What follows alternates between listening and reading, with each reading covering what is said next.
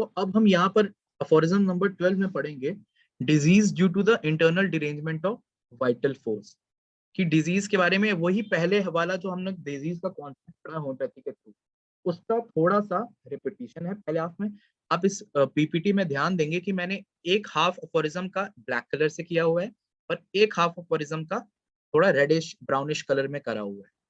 इसका पर्पस यही है कि ये दोनों हाफ कुछ अलग अलग बातें बता रहे हैं इस अफोरिज्म में। अब पहला हाफ क्या बता रहा है? It is the morbidly affected vital force alone that produces disease, so that the morbid phenomena perceptible to our senses express at the same time all the internal change, that is to say the whole morbid derangement of the internal dynamics. In a word, they reveal the whole disease.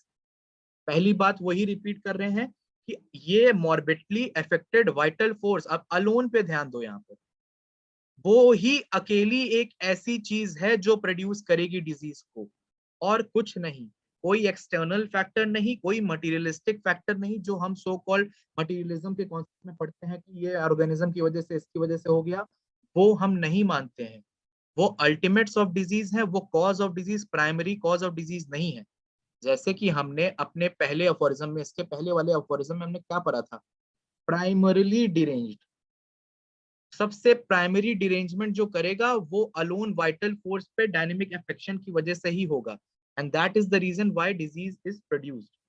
तो it is the morbidly affected vital force alone that produces diseases, so that the morbid phenomena perceptible to our senses express at the same time all the internal change. Morbid phenomena, ये जो signs and symptoms हैं जो perceptible to our senses, जिनको हम देख सकते हैं, जिनको हम महसूस कर सकते हैं, जिनको हम परसीव कर सकते हैं, वैसे मॉर्बिड फिनोमेना जो हमारे सेंसेस के द्वारा देखे जा सकते हैं, जो अंदर के जितने भी इंटरनल चेंजेस हैं उनको बाहर दिखा रहे हैं, उनको बाहर लाके हमारे आंखों के सामने रख रहे हैं। दैट इज टू से इन वन वर्ड उन्होंने क्या बोला है? Reveal the whole disease. यही साइन एंड सिम्टम्स पूरी डिजीज को हमारी आंखों के आगे रिवील कर देते हैं, और इसी के थ्रू हम जानते हैं कि पेशेंट क्या सफर कर रहा है और हमें कैसे ठीक करना है। ये एक बात होगी, ये हमने डिजीज के कॉन्सेप्ट में पढ़ लिया वाइटल फोर्स। अब आते हैं सेकेंड पार्ट पे जो हनीमैन यहाँ पर बता रहे हैं, जो कि वाइटल फोर्स इन क्योर से रिलेटेड है। Consequently also the disappearance under treatment of all the morbid phenomena and of all the morbid alteration that differ from the healthy vital operation. क्या बोल रहे हैं यहाँ पर? कि consequently ये ही disappearance of सारे morbid phenomena और सारे morbid alteration, जितने भी ये morbid alteration है, morbid phenomena है, that is to say sign and symptoms है, इनका चला जाना, इनका निकल जाना बॉडी से, that differs from the healthy vital operation. अब याद रखना, हमने पढ़ा था कि वाइटल फोर्स इन हेल्थ में हमने क्या पढ़ा है? नॉर्मल सेंसेशन एंड फंक्शन करा रहा है। हमें डिजीज में अबनॉर्मल सेंसेशन एंड फंक्शन मिल रहे हैं, हमें इनको हटाना है, इनको नहीं हटाना है, ये तो हमें चाहिए। हमें इस स्टेज से इस स्टेज पर ही तो लाना है, डिजीज से तो हेल्थ के टुवर्ड्स रिस्टोरेशन ही तो करना है। तो हमें इसको हटाना है, पर ये रिमेन करे healthy, that differ from the healthy vital operation. ये हेल्दी वाइटल ऑपरेशन रहने चाहिए बॉडी में। Certainly affects and necessary implies the restoration of the integrity of the vital force and therefore the recovered health of the whole organism. अगर हमारी आंखों के सामने से ये जो परसेप्टेबल साइन एंड सिम्टम्स हैं होम्योपैथिक मेडिकेशन देने के बाद चले जाते हैं, तो दैट मीन्स कि हमारी वाइटल फोर्स का रिस्टोरेशन हो गया है और हेल्थ आ चुकी है बॉडी में, होल ऑर्गेनिज्म में रिकवर की हो गई है हेल्थ। तो ये दो बात इस अफोरिज्म में समझाई जा रही है। पहली बात क्या है कि आपका डिजीज में वाइटल फोर्स ही अलोन है जो कॉज करेगी डिजीज, और उसके बाद इस डिजीज को ठीक करने के लिए जब हम डायनेमिक अपनी मेडिकेशन देंगे, होम्योपैथिक मेडिकेशन देंगे, जिससे जो परसेप्टेबल फिनोमेना है, जो साइन एंड सिम्टम्स हमारे सामने हैं, वो हट जाएंगे, तो सिर्फ एक चीज बचेगी। वो क्या बचेगी? That is health, nothing else. इसी में एक फुटनोट दिया हुआ है जो हम 1 मार्क किया है मैंने फर्स्ट लाइन में, देखो, it is the morbidly affected vital force around that produces disease. इसी के रिगार्डिंग एक फुटनोट है यहाँ पर, how the vital force causes the organism to display morbid phenomena, that is how it produces disease, it would be of no practical utility to the physician to know and will forever remains concealed from him. Only what is necessary for him to know all the disease and what is fully sufficient for enabling him to cure, it has the Lord of Life revealed to his senses. कि ये जानना कि ये vital force organism में morbid phenomena पैदा कैसे कर रही है, हमने क्या जाना कि वाइटल फोर्स के डिरेंजमेंट की वजह से मॉर्बिड फिनोमेना आते हैं, इन मॉर्बिड फिनोमेना को हम लेते हैं और इसके हिसाब से मेडिसिन देके इन मॉर्बिड फिनोमेना को हटाते हैं, and that is called health. अब आपको प्रैक्टिकल यूटिलिटी, यहाँ पर प्रैक्टिकल यूटिलिटी क्यों लिखा है, किसी को कोई अंदाजा है इस बारे में? यूटिलिटी क्यों नहीं लिखा और प्रैक्टिकल यूटिलिटी क्यों लिखा? कोई इसके बारे में जवाब देगा, किसी को भी अगर आता हो तो?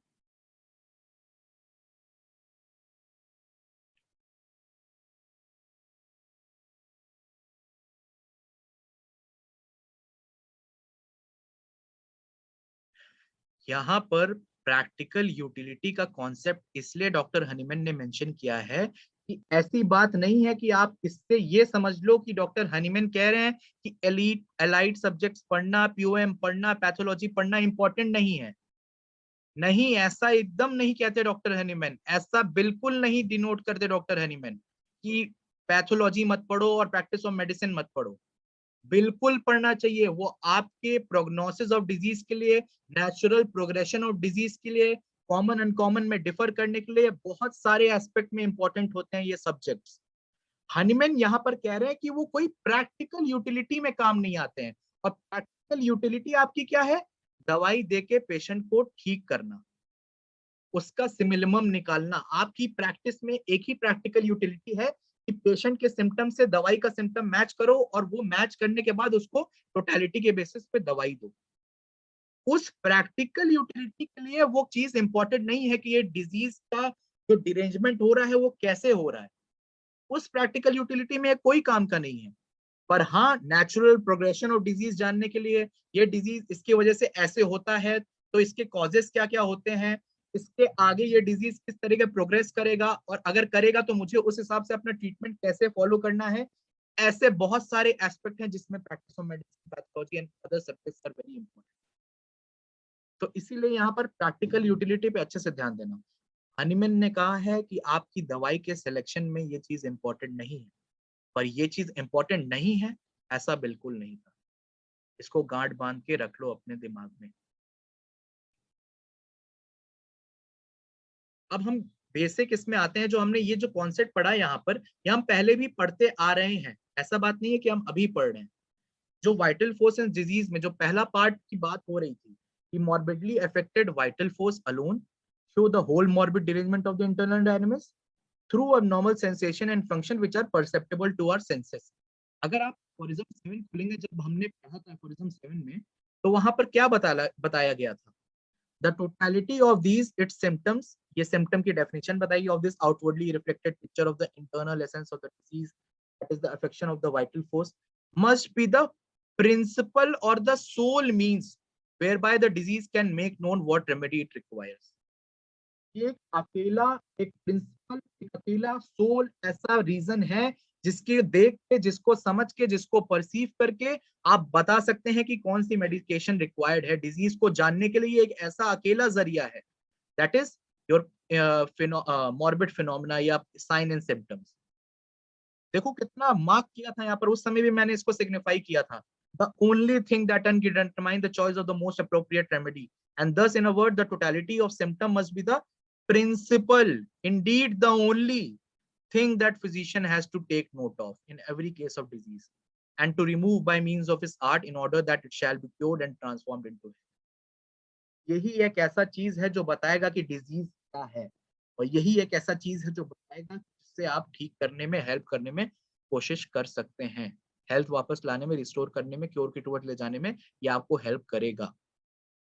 इसी में जब क्योर की बात करी है अगले पार्ट में, तो उन्होंने लिखा है कि सारे चीजों का डिसअपियर हो जाना बताता है कि हेल्थ के अलावा कुछ नहीं बचा है अब बॉडी में. इसी चीज को अगर आप अफोरिज्म 8 याद करिए, हमने पढ़ा था, it is not conceivable nor can it be proved by any experience in the world that after removal of all the symptoms of the disease and of the entire collection of the perceptible phenomena, हमने इसको define किया था कि removal of all the symptoms और perceptible phenomena में फर्क क्या होता है, आपको याद होगा। WHO की डेफिनेशन के हिसाब से हमने इसको डिफाइन किया था। अभी मैं यहाँ पर इसको फिर से डिस्कस नहीं करूंगा। जो यहाँ पर बताने की बात है वो ये है कि ये रिमूव हो गया, मतलब सारे सिम्टम्स और सारे परसेप्टेबल फिनोमेना हट गए। देयर शुड और could remain anything else beside है। उसके इसके हटने के बाद जो एक चीज बचती है वो क्या बचती है, हेल्थ बचती है, उसके अलावा कुछ नहीं बचता है। इसी चीज को अफोरिज्म 12 में डॉक्टर हनीमैन ने हमें डिफाइन करके बताया। इसी को सम अप करने के लिए अगर आप यहाँ पर एक शॉर्ट फॉर्म में इसको समझना चाहें कि नॉर्मल वाइटल फोर्स है। नॉर्मल वाइटल फोर्स में एक डायनेमिक मॉर्बिफिक फोर्स कोई आई जो डायनेमिकली मॉर्बिड कर गई, हमारी वाइटल फोर्स को डायनेमिकली डिरेंज कर गई। Morbid derangement of vital dynamics. इससे हुआ क्या, डिजीज हुई।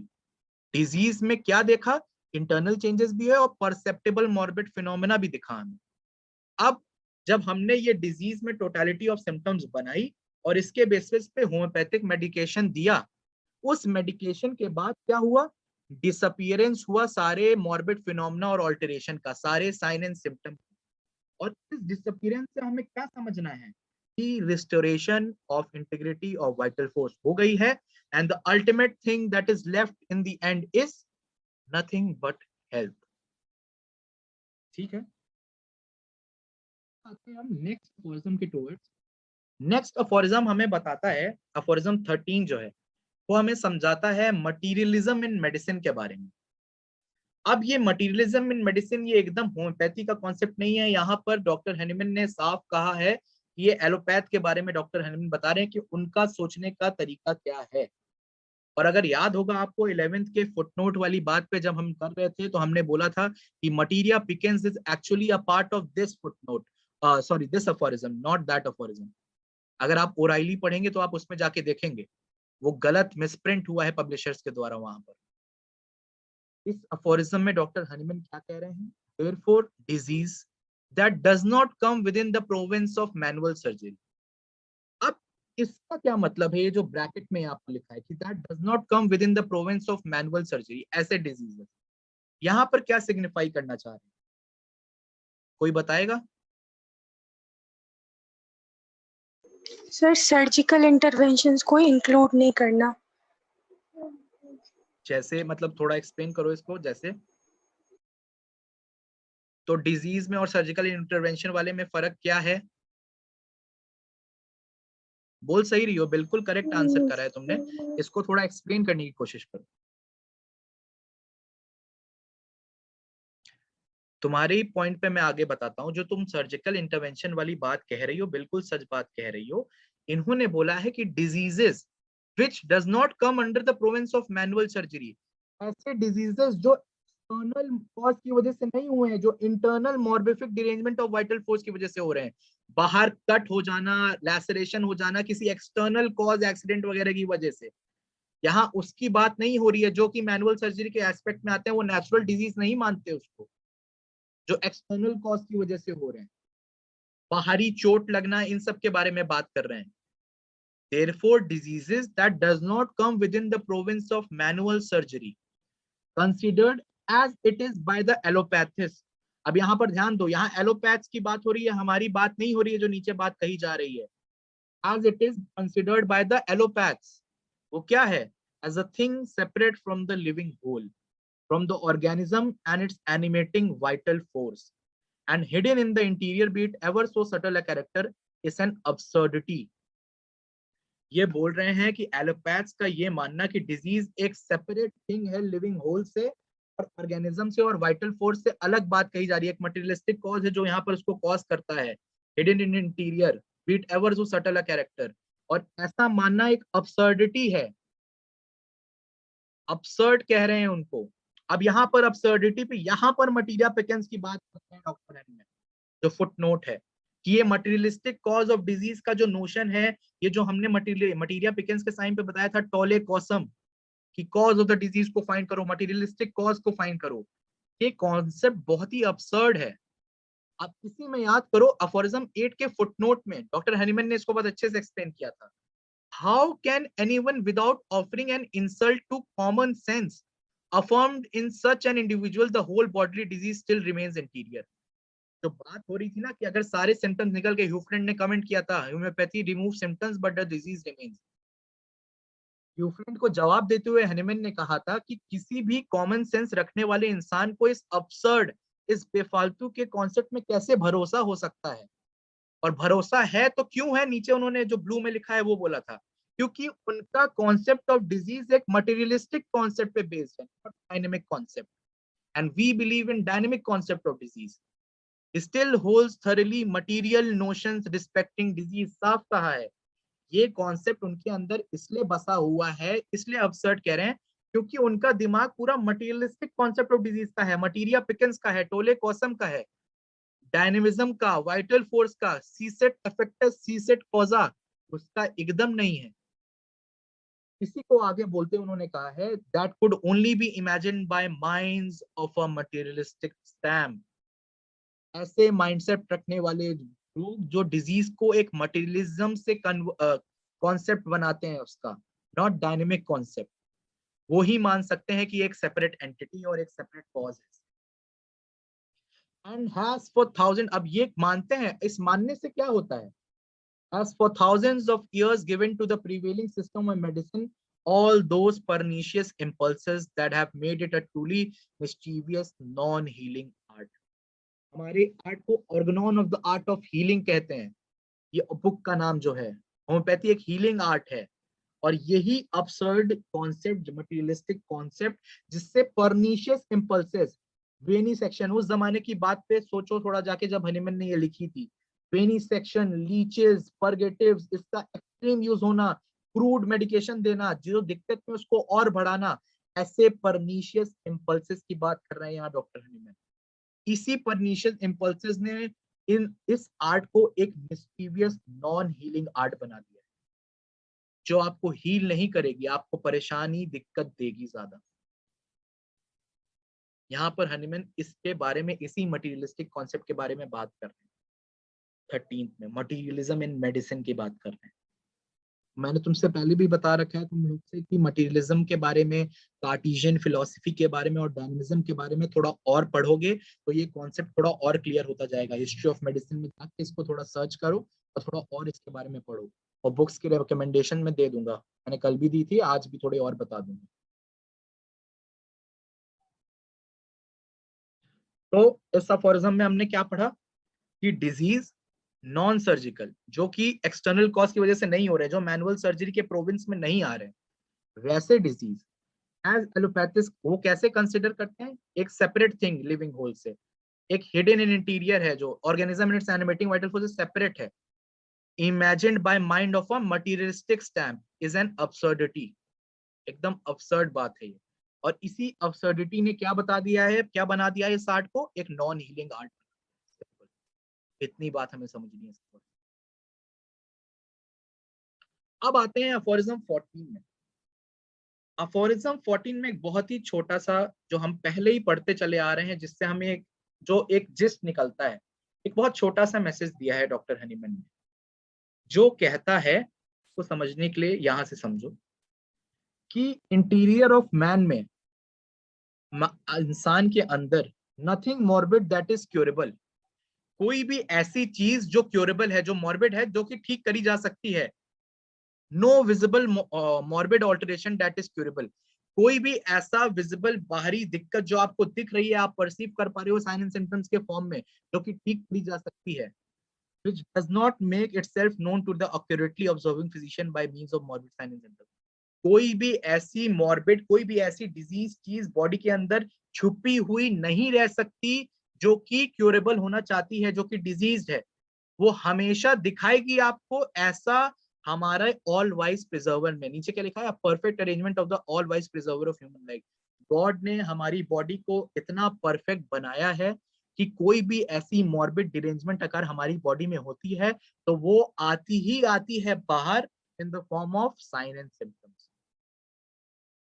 ये मैसेज दे रहे हैं डॉक्टर हनीमैन कि इंसान को भगवान ने इतने परफेक्ट अरेंजमेंट में बनाया है कि अगर उसके अंदर कोई भी ऐसी चीज है जो मॉर्बिड है, कोई भी ऐसी चीज है जो डिजीज पैदा कर रही है, ऐसा हो ही नहीं सकता कि वो बाहरी कोई साइन एंड सिम्टम्स ना दे।